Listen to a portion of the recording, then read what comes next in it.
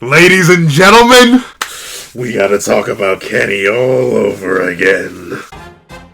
What's up, guys? I'm Pencil here, and here we are to do a breakdown and review for Chapter 259 of Jujutsu Kaisen, which is known as the decisive battle in the uninhabited demon-infested Shinjuku Part 30. Okay, let me actually say it properly. The decisive battle in the uninhabited demon-infested Shinjuku Part 31. And ladies and gentlemen, there's infinite stuff to talk about. So let's not waste any more time and let's hop right into it. Editing me, are you ready? 3, 2, 1, go. What's up, guys? That guy with a pencil here. Fun fact, I do it meant to have it on me and keep it on me at all times. Another fun fact. Sorry, I'm kind of tweaking and geeking. But fun fact, for why I'm tweaking and geeking, this chapter, gosh darn, it took the whole narrative, smacked it on its back, and said, we're going to clarify, we're going to explain, we're going to retain. We got everything in this chapter. We got emotions. We got hype. We got explanations. We got jujutsu rules. We got confirmations. We open old doors to old cases. Golly, you willikers. Okay. Let's take it one at a time. Obviously, biggest plot progression in this chapter. Massive, juicy, crazy, next level. Total back. Total back, hallelujah.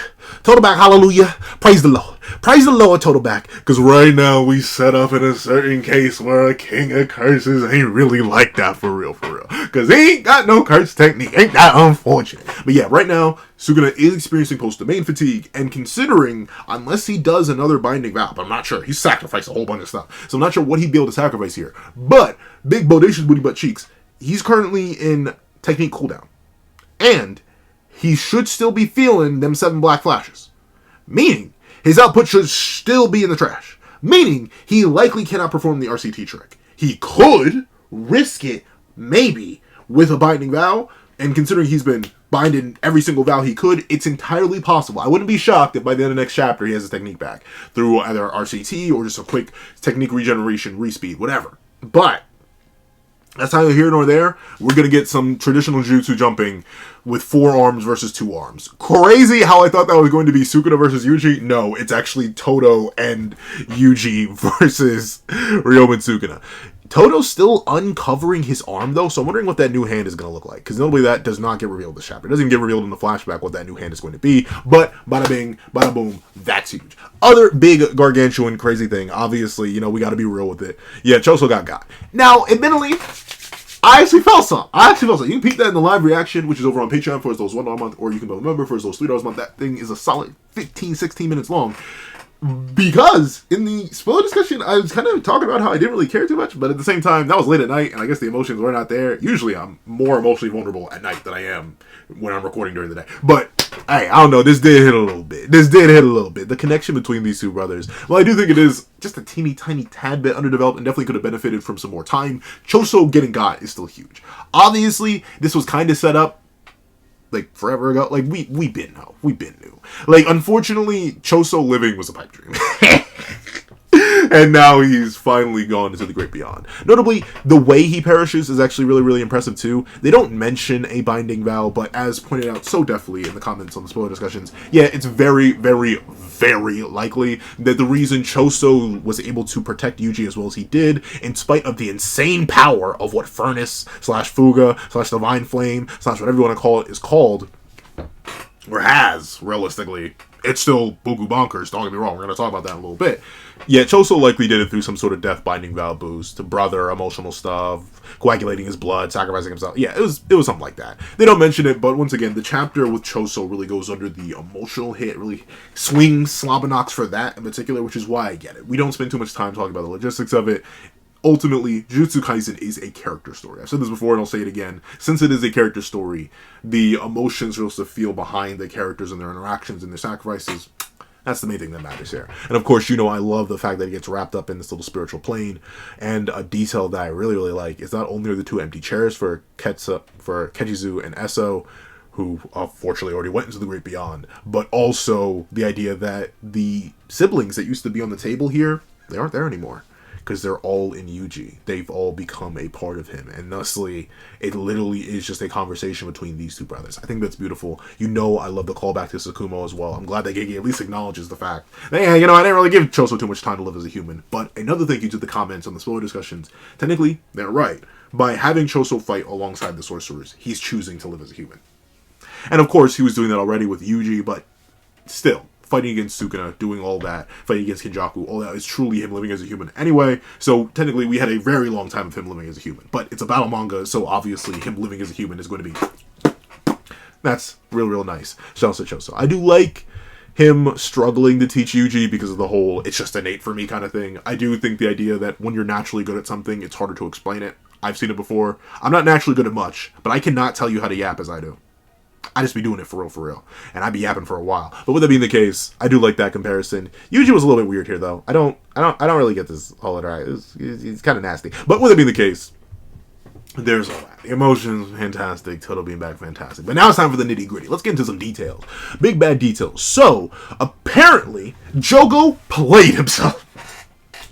And everyone who theorized that the flames were somehow related to Jogo, you're kind of right in a roundabout way. Because at least from my understanding of this, and obviously in the longer review, I'll go more in depth on this, but Sukuna cannot perform Fuga or Furnace or Divine Flames or open the furnace doors essentially without preparing his ingredients, cleaving dismantle, bada bing bada boom. Firepower typically lacks speed and range, but in order to compensate for this, he made binding vows in order to sacrifice the range and potency of Furnace through binding it to the domain, meaning ultimately it can only be used within the domain from now on, which is a massive nerf for Furnace. But Furnace essentially abuses all the kinetic energy that gets stored up in an area from the splitting, the destruction, the chaos, the force of the slashes and all that, and essentially compresses it into Sukuna's own grasp, resulting in flames, just an excess burst of energy. And the way he bound it to the domain in this case allows for Sukuna to kind of just eviscerate everything, annihilate everything down to, I believe, what does it say? Does it say atoms? Thermobaric explosives in the transformed particle matter danced, raining down on every inch of the domain. The heat of the furnace spread the detonations immediately, birthing, scalding, instantly compressing, and decompressing shockwaves, ensuring the death of all living beings. So yeah, this essentially just reveals that Furnace is a conglomeration attack. It is a build-up and a build-up and a build-up and a build-up, and unless that build-up is done, Sukuna can't use Furnace. He cannot simply pull out the fire arrow. Meaning, if you quick diff Sukuna, that's it. He can't really use it. This explains why he didn't use it against Gojo, because Gojo never necessarily let him get the momentum up, and since he wasn't really using Cleave and Dismantle as often, since he couldn't prepare his ingredients, as the chapter explains, ultimately, it was just not going to happen against Gojo. I don't think it would have done anything. I could see people arguing that, well, maybe Furnace would have been able to bypass the Infinity based on how it destroys everything inside a domain, and I don't think so. But with that being the case, that's the explanation for Furnace. That unfortunately does mean, though, that I don't think we're going to see Yuji pull this bad boy out, like, at all. Especially if it's based on one's own Cleave and Dismantles, that he can't just use what is it? What's the word I'm looking for? External energy. Since he can't use that, I don't think we're ever going to see Yuji hit the... That's not happening. And another reason why I don't think that's going to happen is because I think Sukuna already used all the energy. Because Furnace is a build-up kind of attack, you need to compile the energy a whole bunch before you release it. I think Sukuna took all the ambient energy. That's the word I was looking for, ambient. He took all the ambient energy. And that's why I said a minute ago or two that Jogo played himself. Ultimately, Sukuna, at least in the manga, didn't actually use too much of Cleave and Dismantle, at least not against Jogo. Not too crazy. He slammed through buildings and stuff like that. But the scale of destruction was completely different, obviously, right? And obviously, Sukuna wasn't inside a domain. So how did he pull out Furnace then? Because Jogo just heated the whole area up. Maximum Meteor was a massive source of energy, so he just absorbed it all. And then fired it at Jogo. So yeah, Jogo actually played himself. At least from my understanding of it. Another major thing. The reason Todo's been radio silent. The reason everything's been so mysterious with him and why we haven't seen anything and the possibility that everyone exists in spite of Todo's hand being destroyed way back when from Mahito is one, because he still feels the heartbeat of Boogie Woogie pulsing and throbbing. Yeah, that's right, I said throbbing inside of his hand, or what it's left of it. And also, they're worried about resonance. The idea that Yuji could accidentally snitch on their entire plan and entire setup because of his connection to Sukuna. Even when Sukuna left him, there's that radio connection that still exists. Obviously, Yuji still is a walking, talking Sukuna finger, so if they let Yuji in on everything, it could have just purely accidentally led to Sukuna, and then Sukuna would snitch to Kenjaku, and then certain things wouldn't happen. So ultimately, a lot of things were kept secret from Yuji. The planning, everything, and notably, ironically enough, we're kind of like Yuji in the general case of readers of the manga. We didn't know any of this, because we weren't allowed to know until it finally happened. This retroactively justifies why a lot of things just kept happening. Because we were kept in a limited perspective, because Gay didn't want to snitch on everything, obviously, for the meta-narrative reason, but in narrative, our main character, our main focal point of the story, wasn't allowed to be told things, because he may accidentally snitch to the main villain, who would snitch to the other main villain, who would prepare exorbitantly for what could happen, which is very, very, very smart, and I like that. That's a good explanation. I didn't even think about the possible resonance between Yuji and Sukuna and the fact that they could hypothetically start feeding each other information. Notably, though, it seems like it's mostly a one-way street, kind of like how you can speak into a microphone and then someone will hear it, but they wouldn't be able to speak back, because notably Sukuna hasn't seemed to relay any sort of information to Yuji, but at the same time, I can see Sukuna not planning too much or caring too much, and that's probably why he doesn't have too much information of his own. But another thing this opens the door to is the confirmation of something crazy, at least for your boy, the Kenny Creamer in me. Obviously, Kenny surviving is something completely different, but now we may have to dislodge Judah so solidly from top 3, except for the domain. The domain is still crazy and probably solves the majority of the verse, but I don't know. Now we can, at least in my opinion, because note what's said here. His plan with Mei Mei, the time spent fine-tuning his technique alongside Okotsu Yuta. So, if you remember, way back when, to chapter 240-something, Yuta seemed to make an art error. Like, somehow, some way, he ended up flipped. Right? Like, for some reason, somehow, it looked like he had almost teleported. Right? Isn't that strange? Like, he switched places with Kenjaku. Like, somehow, even though Kenjaku activated his technique, Yuta somehow ended up behind him, even though Kenjaku turned around. How did that happen? Because of Boogie Woogie. At least that's what I'm going to read this at. Maybe it's not. And once again, if you go back to that chapter, there's no SFX for a clap. But note, this chapter also confirms that Todo drastically increased the range of his Boogie Woogie, or at least attempted to. And notably, there's a condition mentioned earlier about only living things being able to be swapped with this domain, not inanimate objects. So that's why the crows were used to sacrifice and switch out certain people. Of course, this leaves the door open for Maki. How did baby girl please tell me she made it out? Please! Please don't tell me you off-screen Maki. Please. Because notably, I can get switching with Ino. I can get switching with Mei Mei.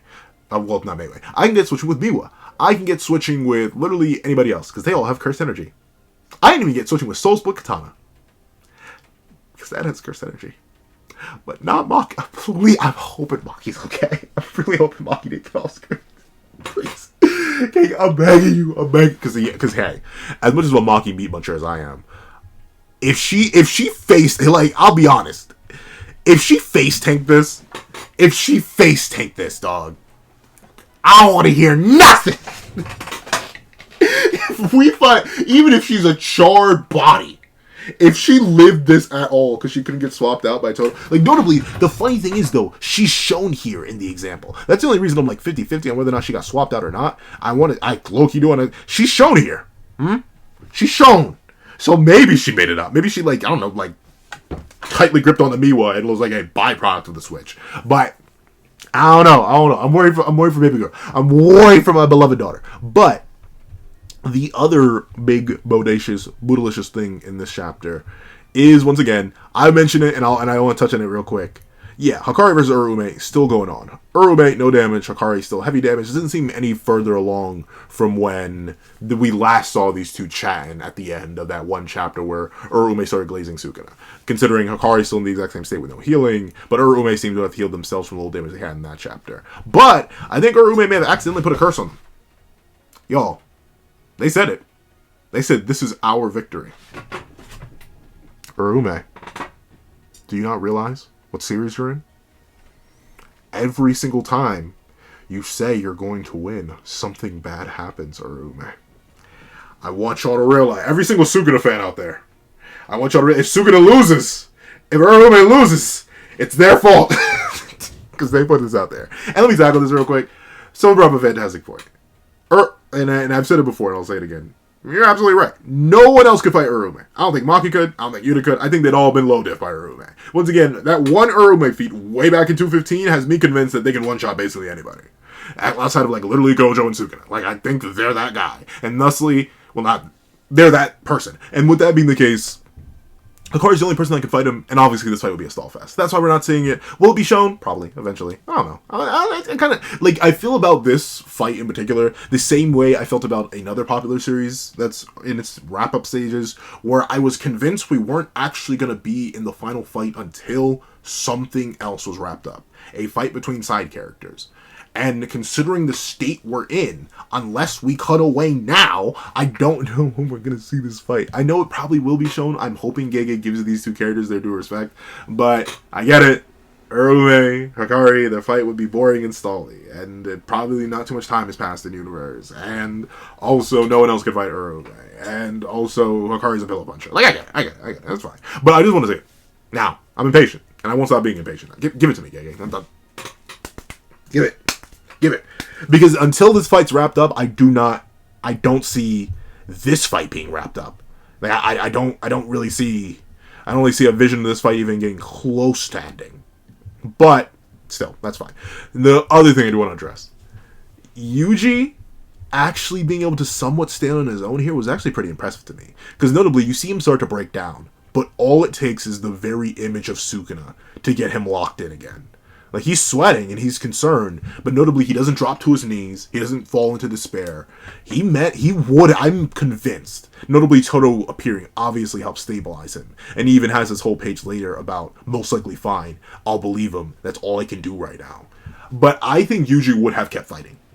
And I think that it's a massive progression from what happened way back when in Shibuya, where he broke down when he thought he was truly alone. At least in my view, I'm reading this as Yuji Todori was willing to keep moving forward. All it took was the sight of his greatest enemy, and for him to realize that, yeah, nah, we locking in, we gotta take him out here and now. I'm leaning with it, and I'm rocking with it. Of course, that's my headcanon. But, once again, it all circles back to the beginning.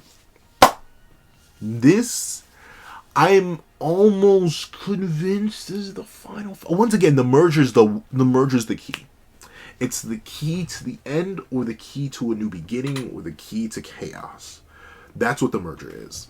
Because I don't know how Gege is going to handle it. That's the thing. I'm not sure what's going to happen here with the merger. Because this should be it, right? We have Yuji and Todo here to fight Sukuna with no curse technique. And obviously Hikari versus Urume clearly isn't over. They're likely still fighting. But something has me worried. Even with this being the case, I still fear for Yuji Todori and Todo Aoi. Because the King of Curses is still smiling. And whenever the King of Curses smiles, I feel a fear deep within my heart. But overall, if you could not tell by my freaking and geeking, my hopping and leaping all over the chapter, and how much I try to compress, and I'm pretty sure I missed some stuff that'll definitely be addressed in the long review. Yeah, the chapter's worthy. If you made it all the way to the end of this video, please do me a favor and leave final squabble. Leave final squabble. Like, literally squabble in the comment section down below. I would like to thank you so much for watching. Please remember to leave a like, share, comment, and subscribe. And make sure you hit that little notification bell so you don't miss out on any news that come to the channel. Also, I do happen to have a Patreon below where you can support me for as low as $1 a month. I want exclusive videos, early content, and more. You also now become a member of the channel for as low as $3 a month to get the same perks and more. Some of those perks will include the 15-minute live reaction to this very chapter, epic reactions of all my videos, and if you become a $25 patron or a $25 member, you can order whatever video you want. Also, if you want to order a video just one time only, link to my Ko-Fi in the description down below. Just drop a little 25 beans for a regular length video, and then a nice solid little 5 beans for some nice short, simple, and clean. You know what I'm talking about. But now, thank you so much for watching once again, and I hope you guys have a wonderful day. This is That Guy with a Pencil, writing off.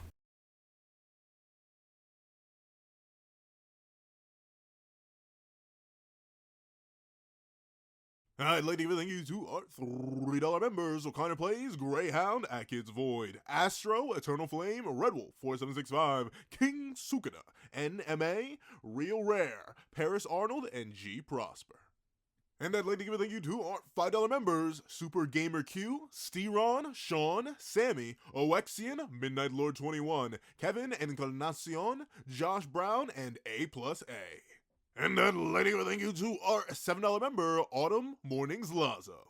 And I'd like to give a thank you to our $10 members, Robbie Uchiha and Jay Warrior. And I'd like to give a thank you to our $10 patrons, Joaquin Munoz, and Idem Okami. And I'd like to give a final gargantuan thank you to our $25 patron, Calvin Elder.